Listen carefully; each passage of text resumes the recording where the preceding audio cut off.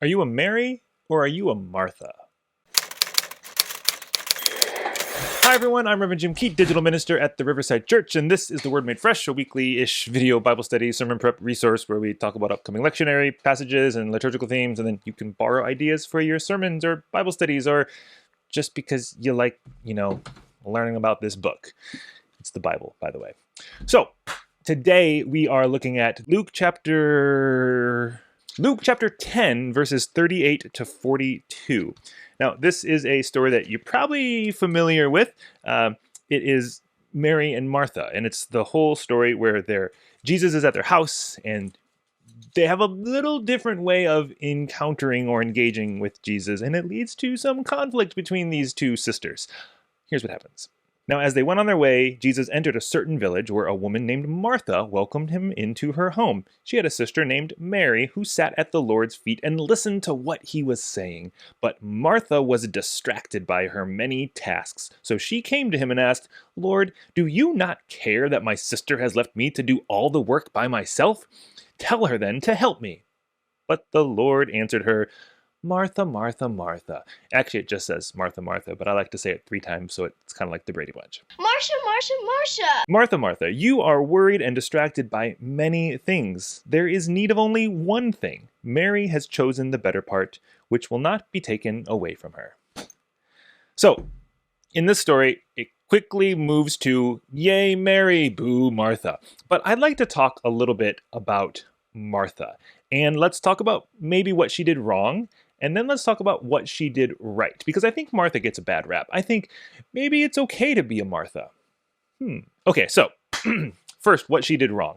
The key word in this text is distracted. Martha is distracted. She can't even focus on the role of being a hospitable host because she is distracted by her sister sitting there not helping. She's thinking, "Oh, this is the worst hospitality ever." And then Jesus even calls her out and says, "You're distracted by many things," which this is the problem. When we are trying to do this good and necessary work, but we find ourselves distracted. You could just take this as a case for monotasking versus multitasking. When we get distracted by all the busy things and we need to just focus on perhaps one thing at a time. And in this case, that one thing, well, maybe it would have been sitting at Jesus' feet like Mary did. Good job, Mary. But perhaps if she had just been focused on being more hospitable and saying, "This is what I'm called to do right now. My sister is sitting there. Wonderful. And I am going to be the host. I'm going to make sure my guest is cared for," rather than calling out the guest. "Do you not even care that my sister's just sitting there?" Come on, that is the opposite of hospitality when you then accost your guest and ask them to play arbitrator between your own little family conflict. No, Martha had a lot of going on, and she needed to be able to focus on what she was doing, not be distracted. So maybe the thing she did wrong was giving into those distractions. So what we can learn from that is, what is it that we're called to focus on right now? What is the one thing we're called to do? It's the whole, why do we eat breakfast? To eat breakfast. You might say, "Eat breakfast to get fuel for the day." Like, no, just be present in that one thing you're doing. Just be where you are, not all the places you think you need to be. Our mind is often occupied, preoccupied. We fill it with things that aren't even here yet. And so we find ourselves distracted. So don't be like Martha, distracting yourself from what you're called to do, whether that's hospitality, whether that's sitting there, healing your own soul in the ways that it needs healing, like Mary was doing. But let's talk about what Martha did right. This is what I struggle with, because we so often take this passage and say, "Don't be a Martha, be a Mary. Sit at Jesus' feet. Don't be busy doing all this unimportant stuff." Well, some of that stuff is important. I mean, hospitality, empathy, compassion, welcoming the other, those are important tasks. Let's not diminish them. But at the same time, what Mary did is important too. Sitting, resting, being present, learning, being filled up. I think the problem is we make it an either or, and this is one of those both ands, where you have to do both. Heal the soul, heal the world.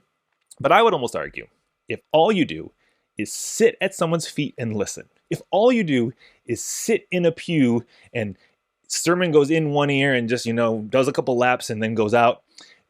What's the point? You don't put fuel in a car to park it in a garage forever. The point of taking that in is so you can then go out and do something. So it's interesting. If all we have are Marys, if all we have are people who want to listen to sermons, reflect on teachings, sit and meditate, nothing against any of those things. They are very necessary practices in our life. But if that's all we have, we're not going to ever go out with this love and welcome and justice that we are called to embody. You have to have the Martha. You need the person who's going to do the work to make an impact in the world around us. As simple as setting the table for the guests in your home or opening your home to the others who are often disenfranchised. So you got to be a Martha. Way to go, Martha, doing the work, because the church is called to do the work. So Jesus, I think we need to have a conversation about your critique, because if people don't do the work, then what's the point of this thing called church? Church doesn't exist to just listen to sermons and feel good about ourselves. Church exists to go out in the world and make an impact. Who was it? Archbishop of something. Here's his name. I'll look it up later. He said, the church is the only organization that exists for the benefit of its non-members. We exist to go out and do something, to be something. Another friend of mine once said, if your church were to disappear, would anyone even notice? If all you're doing is sitting and listening to sermons, you're just going to be like, oh, there's more parking spaces now. But if your church is actually Martha doing something, people might notice. Now, don't be distracted. Don't be that whole judgy, why isn't she helping? Just do what you're called to do. And that's it. Sometimes you're called to sit at the foot of a teacher and be filled up. And other times you are called to use what has filled you to go change the world. Got to do both. All right. So Mary, Martha, Jesus. Talk to you later. Bye.